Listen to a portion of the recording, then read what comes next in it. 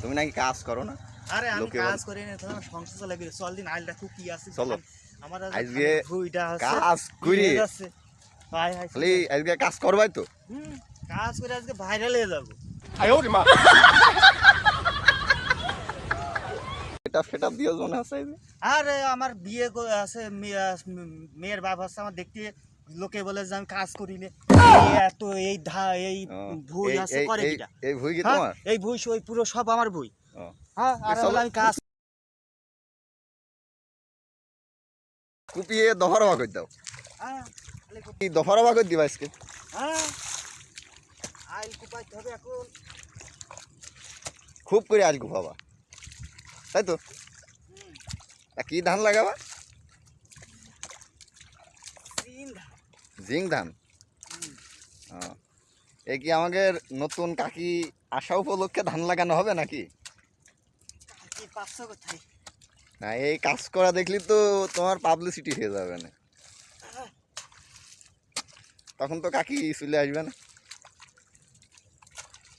খুব কষ্ট, তাই না?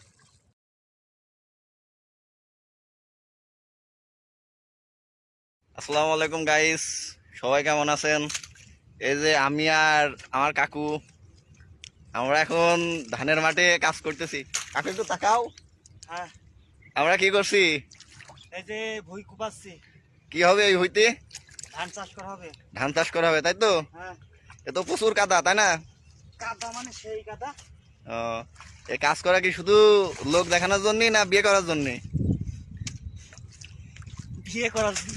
বিয়ে করার জন্য, তাই না? তো গাইস, মাঠে অনেক কাদা, অনেক মানে কষ্ট করে কাদার ভিতর নেমে ভিডিও করতেছি। ভালো লাগলে একটা লাইক কমেন্ট শেয়ার হবে। আর আমার কাকুর জন্য একটা মেয়ে দেখে দাও, যে কাকুর বিয়ের বয়স পার হয়ে যাচ্ছে। কাকু বিয়ে করতে হবে, সেটার জন্য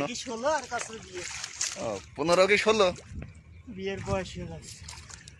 তো দেখি আমাদের মাঠের মনোরম যে একটা পরিবেশ, সেটা একটু দেখা যাক। এই যে মাঠের পরিবেশ, প্রচণ্ড মানে কাদা পানি।